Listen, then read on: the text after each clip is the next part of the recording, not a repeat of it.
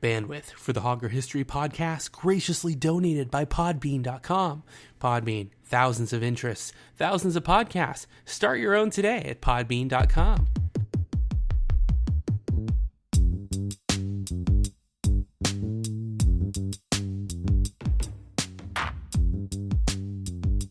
Hello and welcome to a special edition of the Hauger History Podcast on a Sunday evening. Mr. Hauger here, and we're talking about the reign of Thomas Jefferson as President of the United States and the events leading up to the War of 1812. So this is a brief episode, not a full summary, just to get you ready and thinking about your upcoming assessment in 8th grade social studies. Glad to be with you, and let's dive right in. So Thomas Jefferson was certainly one of the most interesting people of all time, and definitely one of the founding fathers, one of the most significant for many reasons. And one of the questions that I ask my students, and would expect that many of your professors and teachers were going to ask you, is what were his hobbies and interests? Because there's so much more to Jefferson than just the president and statesman.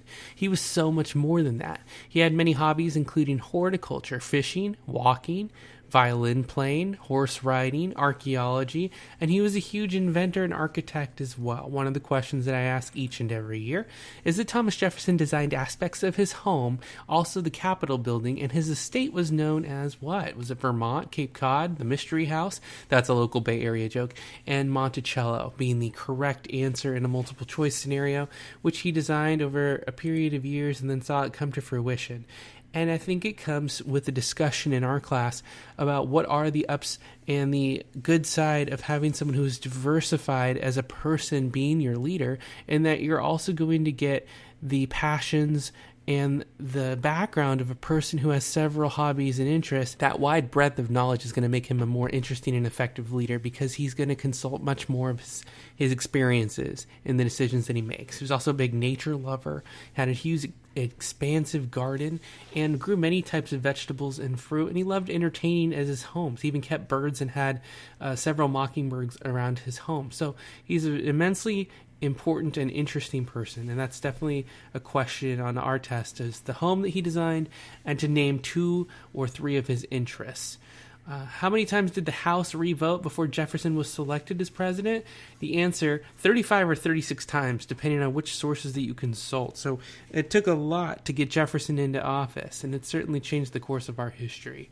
Who killed Alexander Hamilton, famously in a duel? Anyone that knows the play already knows that it's Aaron Burr, but I like to throw my students a 4-pack of Aarons. Aaron Rodgers, Aaron Hernandez, Aaron Eastwood, and Aaron Burr. Now, 2 of those 4 are known for shotguns of different types, but the correct answer being Aaron Burr, killing Hamilton in a famous duel in which Hamilton refused to fire his weapon and was killed.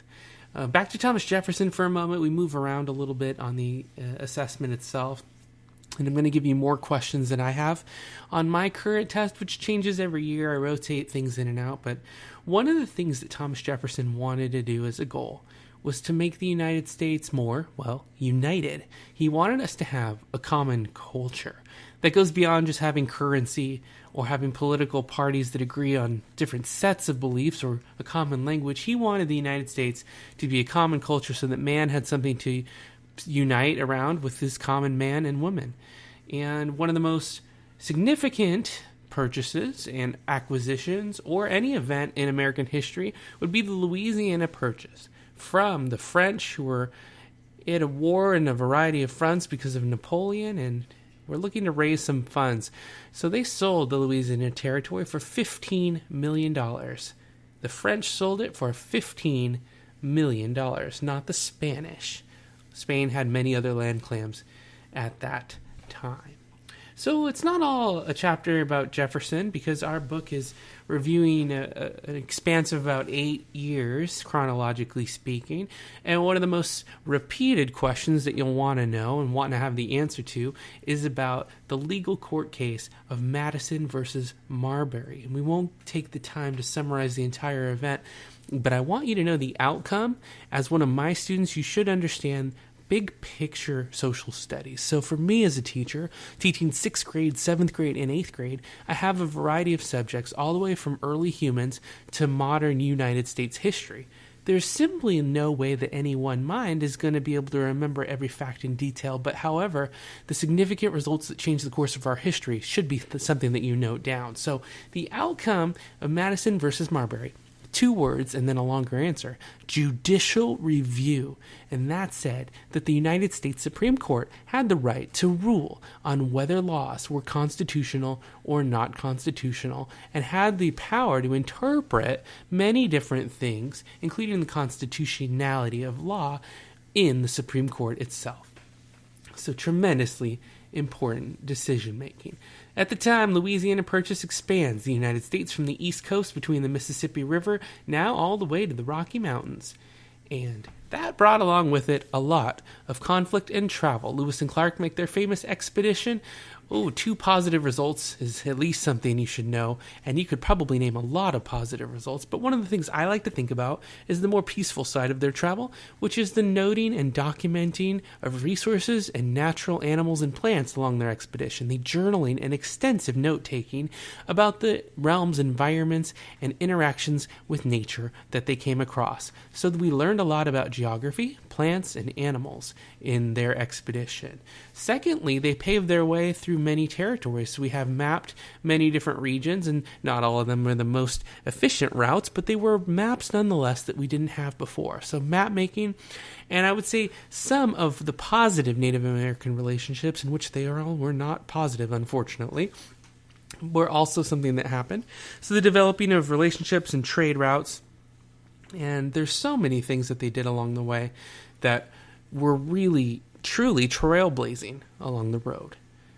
And in their journeys, Sacagawea helped Lewis and Clark a great deal. I'd like you, as my students, to know 2 ways that they helped Lewis and Clark, that she assisted. One would definitely be in language translation, bridging the language gap as they would come into contact with Native American tribes. 2, on a sub point to that, but a separate point, I would think you would name community relations as one point, and that there's recognition and perhaps even a bit of good nature in some locations based on having a representative of Native American culture with you as somewhat of a diplomat with you, as well as probably a larger reason, guidance of territory, knowing the land and navigating the land. So there's 3 things. I would like you to know 2 of those. One of the things that's going on during the time was rising tensions with the little country. Oh yes, here we are again, just 40 years later, talking to Great Britain after they were seizing and impressing United States ships. There's a name of a group that was demanding that the United States go to war with Britain. And it was not a unanimous vote that we went. In fact, there was a lot of ambivalence at the time from certain groups and certain people that weren't sure that we should go into such a lengthy war once again. Remember, we still had a $52 million debt from the first go-round with the greatest war power at the time, which was Great Britain. So the name given to the group demanding the war, what was it? Rack your brains. Do you see it? Are you scanning over the files in your mind? Are you flying over like some kind of a hawk? What? A war hawk. That's right. The war hawks were demanding that we go to war.